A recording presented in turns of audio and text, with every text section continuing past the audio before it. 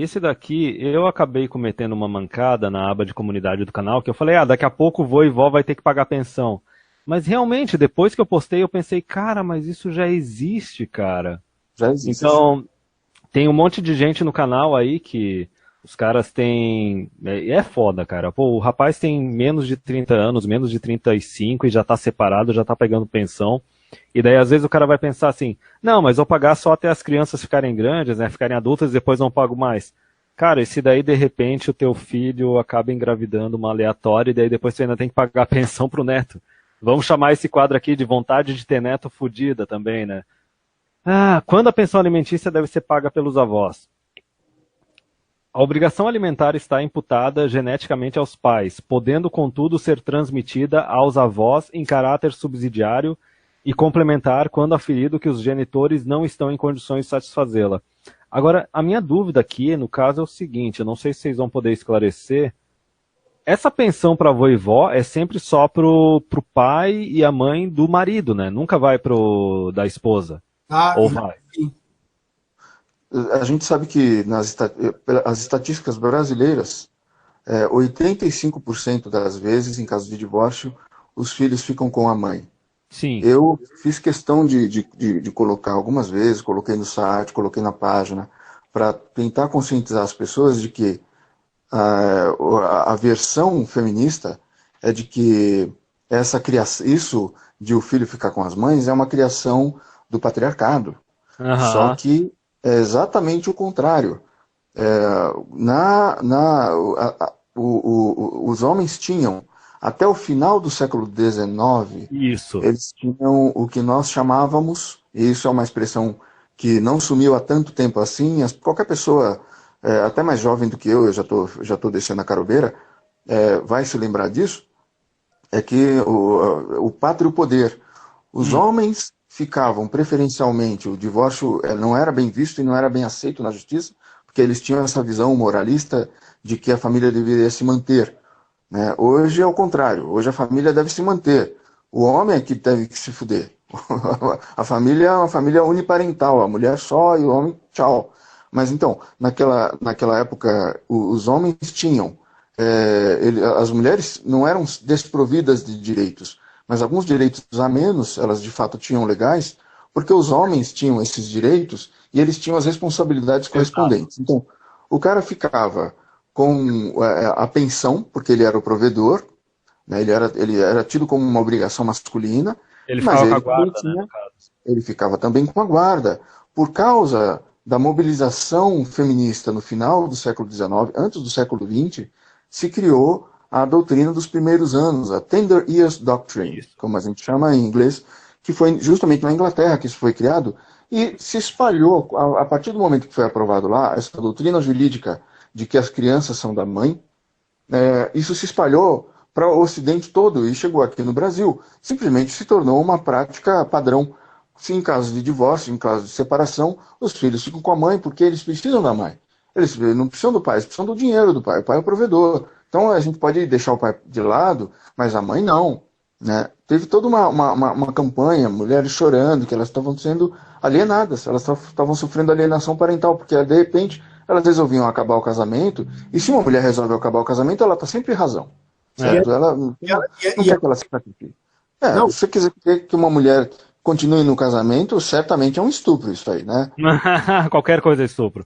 não, e elas até tentaram barrar a lei de alienação parental, né? Fizeram até protestos lá em frente ao Congresso Nacional. Não sei se vocês acompanham essa notícia. Ainda estão fazendo dentro do Congresso. Neste momento, existem comissões feministas se mobilizando e tentando mudar ou acabar com a lei da guarda compartilhada e impedir que mulheres que fazem alienação parental sejam punidas. E nós temos a nossa direitista conservadora, que ela, nesse caso ela nem diz que ela é antifeminista, ela diz que ela é feminista, a Janaína Pascoal, aqui de São Paulo. Ela quer acabar com a lei da guarda compartilhada. A pastora feminazi a gente nem fala, né? Porque a pastora feminazi é muito feminazi, é muito louca e é muito feminazi. Ó, então, provavelmente nessa interpretação aqui, como a guarda da criança vai acabar indo para a mulher, então, se o cara não tiver condições de pagar a pensão, os pais dele é que vão ter que pagar. Então vai cair sempre sobre os avós paternos. Ó, Tá, mas tem uma lei aqui que eu achei agora, do dia 1º de abril, de um projeto que proíbe prisão de avós por dívidas de pensão aos netos. Isso é o mínimo, né? É um projeto de lei. PDT, é um projeto de lei, Sandro.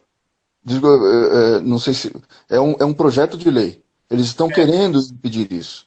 Mas ainda não passou. Apenas um projeto. É uma proposta. Vamos prender velhinho, né, cara? Realmente, é isso que precisa ser feito na sociedade. Tá certo? Isso está sendo feito na sociedade há algum tempo. Aliás, isso é engraçado.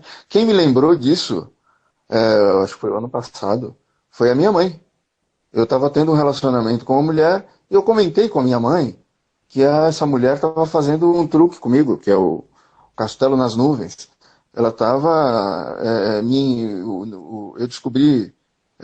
depois eu inventei esse negócio de Castelo nas Nuvens, que eu achava que era a melhor descrição, que é uma tática que é ensinada a várias gerações para as mulheres. Como é que você segura aquele cara, faz o cara se apaixonar por você? Você simplesmente, primeiro, você vai ser tudo o que ele sempre sonhou. Uhum.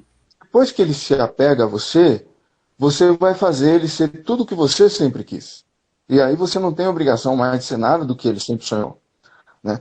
Isso é uma coisa que é ensinada de mãe para filha há muito tempo já, há gerações já, e é por isso que eu fico falando, esses caras ficam essas conversas tipo, as modernetes, isso atrapalha os homens conservadores, porque eles criam uma ilusão de que a mulher conservadora é de uma certa forma, ou de que as mulheres antigamente eram de uma certa forma, e eles deixam de levar em consideração uma série de fatores que eram parte da vida das mulheres antigamente e que eles ignoram das mães, não estou falando que a sua mãe é uma sacana, talvez não seja, não estou falando assim, na geração da sua mãe tinha isso, da minha avó tinha isso, da minha bisavó tinha isso, coisas como essa, o Castelo nas Nuvens, em inglês eles chamam isso de love bombing.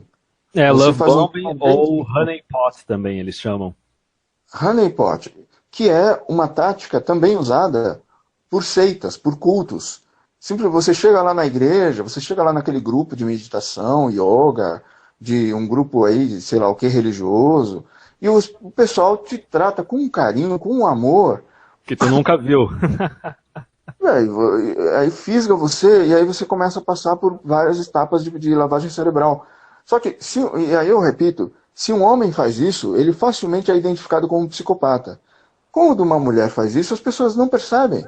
Elas não veem isso como sendo uma forma pré-abuso. Você está preparando a vítima para depois você poder maltratar a vítima. As pessoas não percebem isso como sendo um traço, um comportamento psicopata. Mas, bom, a piada, a graça da coisa é que eu comentei com a minha mãe que essa mulher estava fazendo isso comigo. Inclusive, quando ela tinha mal me conhecido, ela queria engravidar de mim rapidamente.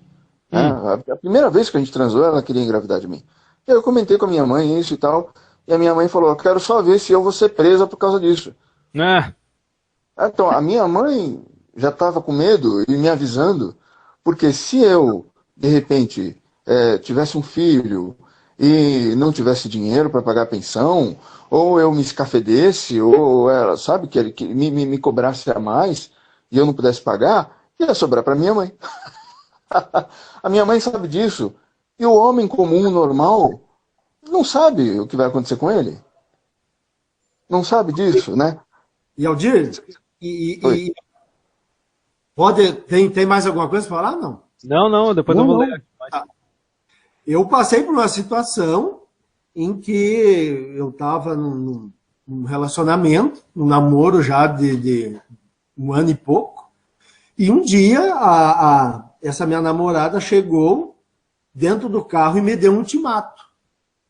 Ou você casa comigo no papel e me coloca eu como dependente do teu plano de saúde, ou nós vamos terminar. E eu disse, não, eu não vou casar com você no papel, e não vou colocar você em plano de saúde nenhum. E eu acho melhor nós terminarmos por aqui mesmo. Então, quer dizer, ela já estava planejando algo para o futuro dela. Exato. Vejam só. Estava já mudando os termos do relacionamento sem conversar, sem negociar, é simplesmente na base do ultimato. No ultimato. Os caras dos PUA lá, dos outros Red Pill, eles falam, cara, a mulher que faz ultimato, ela tá te dando um sinal que é pra tu terminar com ela naquele exato momento que ela solta o ultimato. Não tem como o negócio melhorar depois disso. Ou que você aceita o ultimato dela. E daí ela vai pegar todas as coisas suas, né? Ó, deve restar comprovado que os pais não possuem condições suficientes de arcarem sozinhos com a mantença do infante, razão pela qual cabe chamar os avós para complementarem a mantença do menor. Mantença? Que palavra horrível, mas enfim. A pensão alimentícia paga pelos avós, diferente da paga pelos pais, não tem por objetivo manter o seu nível de vida compatível com a situação financeira e a condição social dos avós, pois os netos devem viver de acordo com a condição financeira dos pais, sendo a obrigação avoenga somente no sentido de atender às necessidades básicas. Deixa eu pegar aqui um pouco mais. Observadas as suas condições pessoais e sociais, os avós somente serão obrigados a prestar alimento aos netos em caráter exclusivo, sucessivo, complementar e não solidário, quando os pais estiverem impossibilitados de fazerem, caso em que as necessidades básicas dos alimentandos serão aferidas prioritariamente, segundo o nível econômico-financeiro dos genitores, jamais os avós, sejam paternos ou maternos. Então, quer dizer, pode entrar tanto os avós paternos ou maternos. Só que essa questão aqui, quer dizer, o valor da pensão vai ser baseado no estilo de vida dos pais, não vai ser baseado no estilo de vida dos avós. Isso pode ser bom e pode ser ruim ao mesmo tempo, nesse caso? Porque se os avós tiverem uma condição de vida bem melhor do que os filhos, aí o valor da pensão vai ser baseado no estilo de vida dos filhos. Então talvez para os avós não pese tanto. Mas e se for o contrário? E se os filhos tiverem, sei lá, o que pode acontecer nesse caso? Pode ser o pai e a mãe numa dessas eram desse estilo de vida de cada um 10 mil reais, só que de repente dá uma crise absurda e os dois ficam desempregados. É meio maluco esse negócio aí. É o seguinte, eu posso responder essa aí. O Dom Sandro ia falar, eu acho que ele também sabe do que eu sei, talvez. É que o advogado feminista e o juiz feminista, essa é a visão que eles vão ter da história. É que o padrão de vida que o filho, não é a mulher, certo? Não se trata da mulher. Deixem de ser egoístas. Não é a mulher. Os filhos. O padrão de vida que os filhos podiam ter, conseguiam ter, ele não deve cair. Para o bem da integridade, assim, da vida dos filhos, a saúde, inclusive o bem-estar emocional dos filhos, não ter essa queda, né? Assim, porque o filho não é do cara, o filho é da mulher, certo? As contas são do cara. Então, a mulher fica com os filhos e vamos dizer que ela tenha, como o advogado orientou na outra matéria, ela tenha viajado, os avós tenham proporcionado alguma coisa, tem uma piscina, tem ali uma chacrinha, certo? Uma chacarazinha com piscina, onde ele pode ir, onde tem passarinho, tem pomar, tem viagens, tem carro, tem um monte de coisas e tal. Todos aqueles presentinhos que os avós dão, aqueles agrados, de repente os avós estão muito bem de vida e o casal não está tão bem assim quanto os avós. A ideia é que os filhos não tenham uma queda no padrão de vida, que eles possam ter as mesmas coisas, o máximo possível, aquelas mesmas coisas. E a mulher, tadinha, ela está apenas cumprindo um papel assim que a sociedade acaba impondo para a mulher, entende? Que é de ficar com os filhos. Esse direito da mulher, esse privilégio, essa vantagem, é vista culturalmente, inclusive, e por feministas ainda mais, como sendo, na verdade, assim, consequência do patriarcado. Uma então, a gente reclamar disso é um absurdo. É o patriarcado que está fazendo isso, certo? Os homens é que criaram essa situação para a mulher. Assim, a gente dando tudo isso para a mulher, a gente ainda está devendo, porque a gente colocou sobre a mulher o peso de ter os filhos. Nós criamos essa situação. Então, respondendo à pergunta, ela vai ser feito de acordo com os pais ou com os avós, vai ser feito de acordo com os pais. Mas o advogado pode argumentar, e o juiz pode muito bem, a partir do treinamento que ele teve, dos cursos que ele fez, porque todo Tribunal de Justiça tem uma Secretaria da Mulher que promove cursos para os juízes aprenderem a deixar de ser opressores, estupradores das mulheres na sociedade e defender a causa feminina. Ele vai ver que as crianças precisam ter o mesmo padrão de vida no máximo possível. Então ele vai tentar tirar tudo que ele puder para que as crianças tenham aquele mesmo padrão de vida. Toda vez que você tem, vamos dizer, você tem uma boa vida ou uma vida não tão boa assim, você com a sua mulher e seus filhos, e os seus pais têm uma vida melhor, eles tenham tentado prover isso para você e para as crianças, porque netinho, o avô quer dar tudo, a avó quer dar tudo para o netinho. A mulher, o advogado vai querer que o filho tenha ao máximo aquele mesmo padrão de vida. É isso que vai acontecer. Ó, e o negócio é de 2015, 2010. O Dom Sandro queria falar algo também? Não, aqui, com relação, por exemplo, ao cálculo da pensão alimentícia para os filhos. Vejam só a mentirada deles aqui, ó. Que existem 3 fatores ou elementos que cabem na análise. Quais sejam possibilidade, necessidade e razoabilidade. Uhum. Agora, o que nós estamos assistindo? Só a possibilidade. Quer dizer, então se o marido ganha 1 milhão por mês, vai ser baseado na possibilidade do marido. Se ele é capaz de pagar, ele tem que pagar e pronto. A necessidade e a razoabilidade foram varridos para baixo do tapete. Isso aí não entra na cabeça dos juízes, no julgamento dos juízes. Isso demonstra que a complementação... Fala primeiro, depois eu falo. Não, só pegando aqui, aí eles reforçam aqui que serve apenas para preservar o mínimo existencial, só que daí tem esse detalhe que a justiça vai lá decidir o que vai ser feito na hora que eles bem entenderem. Só que o outro detalhe, uma vez que a obrigação de sustento sempre foi, dever ser e sempre será dos pais, sob pena de inversão total de valores, como uma espécie de punição para os avós que já cumpriram tais obrigações ao longo da vida, ok. Só que isso me lembrou, cara, um caso que está relacionado tanto à parte de partilha de bens quanto à entrada de avós nesse rolo da partilha de bens, que era aquela lei que tem lá na Índia, que imagina o seguinte, vocês falaram, né, os avós eles querem ajudar os filhos, eles querem participar também da vida dos netos e etc. Era um caso que o cara se divorciou da mulher, ele e a mulher moravam numa casa que era do pai dele, e daí no caso, quando ela se divorciou, o imóvel, mesmo sendo do pai dele, não sendo dele, entrou na partilha.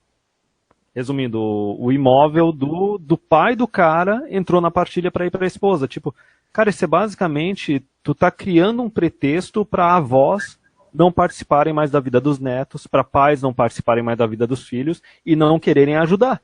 Porque se tu ajudar, isso vai virar um compromisso legal, e daí se a mulher resolver divorciar, os bens vão entrar, que nem vocês falaram. O que eles estão provendo de ajuda assim, para os filhos e para os netos vai entrar no cálculo também da pensão, porque é aquele negócio, quando termina o relacionamento não é para baixar o nível de todo mundo. O lado feminino tem que se manter do lado dela, tem que manter o padrão de vida dela, ela não pode descer de jeito nenhum. Exatamente. Eu ia falar, o Dom Sandro falou sobre esses 3 parâmetros, né? Necessidade, a possibilidade, a razoabilidade. Todos esses 3, os 3 estão distorcidos. Quando se fala em possibilidade, por exemplo, o fato de o homem ter tido um ganho num determinado momento maior, isso é calculado como se fosse um ganho constante, porque é uma possibilidade. Uhum. Então, isso aconteceu com aquele ator, que eu não me lembro mais o nome, que trabalhou para a Globo. Depois, quando ele deixou de trabalhar para a Globo, a renda dele caiu e ele foi preso. Porque ele não teve o mesmo dinheiro. Né? Alguém tinha falado do ator, eu não lembro o nome. O Dado Dolabella foi o caso. Foi o último caso. Antes dele teve um outro, que o cara, saiu até uma foto dele na cadeia, com aquela cara assim de cachorro perdido na cadeia, né? Não estava perdido na chuva. Estava lá no meio dos detentos, na delegacia, preso numa delegacia, e todo mundo sabia, era óbvio, ele estava trabalhando na Globo e ele tinha saído da Globo. É evidente que ele não tinha aquele contrato mais, não tinha aquele dinheiro mais, mas a ordem de prisão já tinha sido expedida e teve que ser cumprida. E aí ele teve que se virar um mês, o tempo que foi preciso para reverter aquilo ali, porque está tudo voltado contra o homem. O homem é pressuposto um sacana, um cara, um calhorda, um irresponsável, um cara que tem todas as vantagens. Existe um princípio jurídico que a gente chama de princípio pro misere, que é a favor do mais despossuído. Então a justiça, ela é tendenciosa em alguns casos, como é o caso da justiça trabalhista. Você tem um empregado ou uma empregada na sua loja, na sua casa, no seu trabalho, e você, em algum momento, você dá uma ajuda para a pessoa. Tem alguma coisa que você quer dar de presente. Meu amigo, esse presente que você deu, depois na justiça, ele pode ser alegado, pode ser visto e contabilizado como sendo um salário informal, e você não só vai ter que pagar a indenização relativa à demissão e salários atrasados a partir do momento que você deu aquela gratificação ou gratificações que passam a ser incorporadas no salário, vão ser consideradas como um salário informal, como você vai ser penalizado por ter dado aquilo e não ter registrado como sendo um salário real, salário de fato e de direito. Então, isso é uma coisa que acontece com os homens também. Eles chegam na justiça, eles são tratados na justiça de família, nas varas de família, e se for em vara de proteção de violência contra a mulher, pior ainda, porque além dele ser visto como um cara que chegando já está errado, como se ele fosse, o equivalente à justiça do trabalho, se ele fosse um empresário e a mulher fosse a empregada, Sim. Ele na justiça penal é pior ainda, porque ele é presumido culpado numa situação penal. É muito mais grave, porque aí ele não pede só o patrimônio, ele é preso. Ou pior, né? A gente tem até o exemplo hoje em dia do Frota, né? Que o Frota fala, e daí? Será que eu não fiz pornô porque tinha que pagar pensão? E daí tu puxa, por exemplo, músico e artista, né? É lógico que quando o cara tá jovem, mais atraente, especialmente na parte de artista, ator, mas os músicos também no começo da carreira, eles estão fazendo o máximo de grana que eles vão fazer na vida deles. Então como é que tu vai pressupor que depois, mais pra frente, o cara vai fazer o mesmo dinheiro? Aí entra o caso conhecido do Robin Williams, entendeu? O cara já tava com, sei lá, quase 70 anos na cara, ou talvez mais de 70, tendo que fazer um monte de filme, um monte de série que ele não estava interessado em fazer, porque ele tinha que continuar pagando a pensão de quando ele estava lá no ápice da carreira dele. Inclusive tem casos de ex-jogadores também que foram presos, né? Quer dizer, porque é lógico, né? Um atleta, ele vai chegar aos 40 anos de idade, ele vai estar tirando o mesmo dinheiro que ele tirava quando ele tinha 25, capaz. A decadência entrou, ele começou a, de repente, abandonou a carreira. Claro que o salário dele vai diminuir. Então ele não tem como manter aquela pensão de antigamente. Sim.